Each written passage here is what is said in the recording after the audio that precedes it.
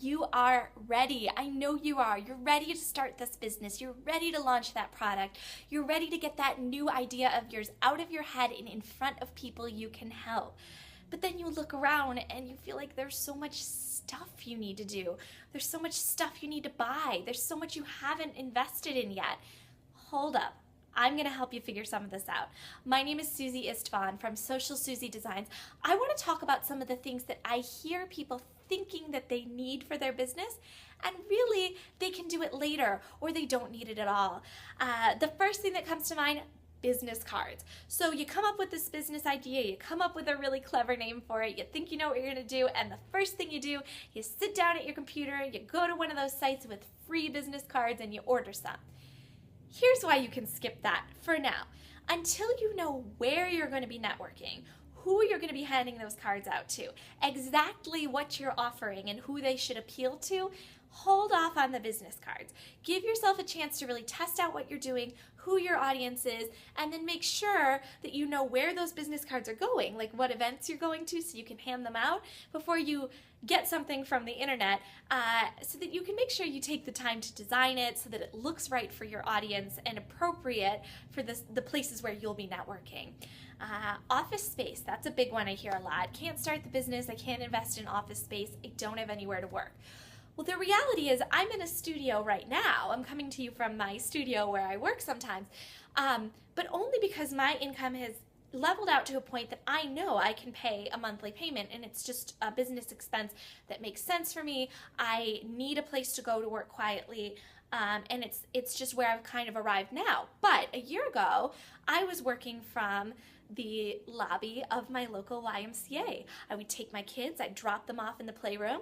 The lobby had seats and chairs and free Wi-Fi. It was a great place for me to connect, to get working with clients, to get some jobs going, to figure out how much time I needed to do projects and where a good location was.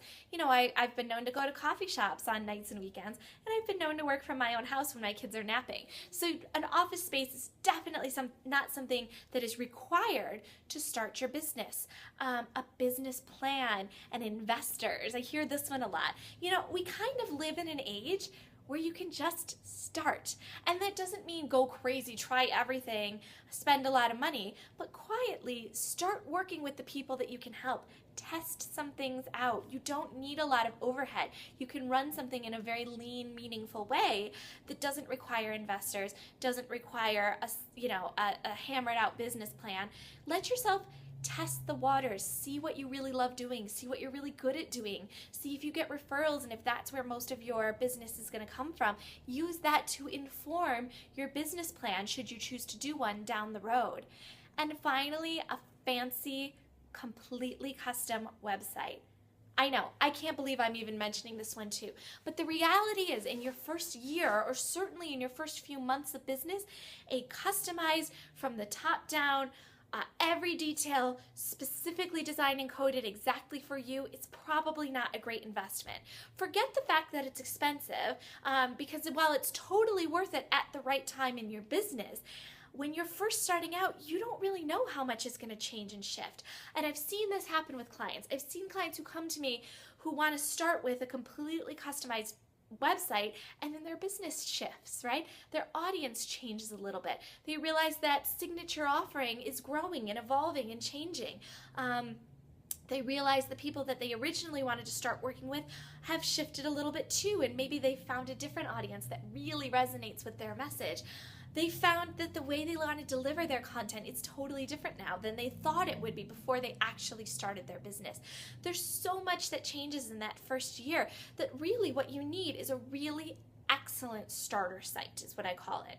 Now, this doesn't mean just throw up whatever you want online. It can look however it looks and just start. It's got to look professional for a couple of reasons. First of all, there's that saying that goes around, you can't ever be Chanel if you start out as Walmart, right? How are you ever going to attract the clients you want to work with if you don't have something that looks professional and beautiful and designed, right, online? If it just looks like you don't care, your clients are going to think you don't care, and you're not going to be able to charge the prices you want to charge. Also, the back end of your website, the coding, the setup there needs to be done professionally to protect you so that your site is secure, so that your site can be backed up, and so your site can grow with you in your business. You don't want to be locked into a theme that, maybe was really easy to set up, but doesn't grow. It doesn't allow you to add that course eventually. It doesn't allow you to really change around your email opt-in or really customize certain pages later down the line when you're ready.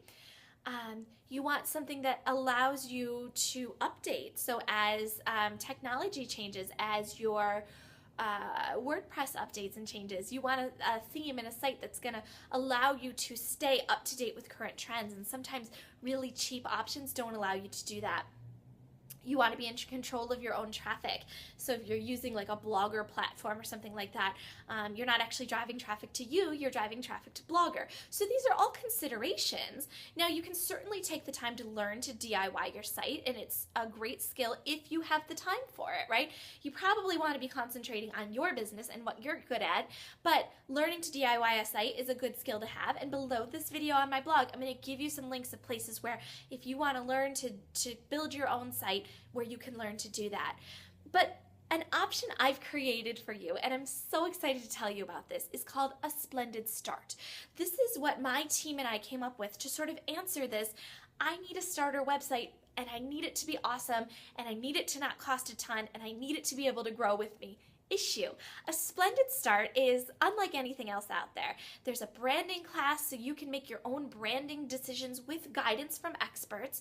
And there is a development component where you take everything you've created in your branding class, hand it over to my team, and get something designed for you professionally, developed for you professionally without nearly the time or money investment that a custom design would cost you.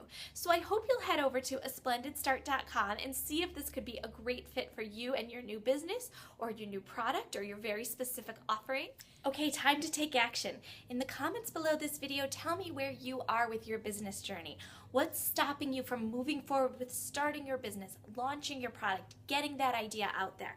Is it something you feel like you need to do, or is it something that can maybe wait till later?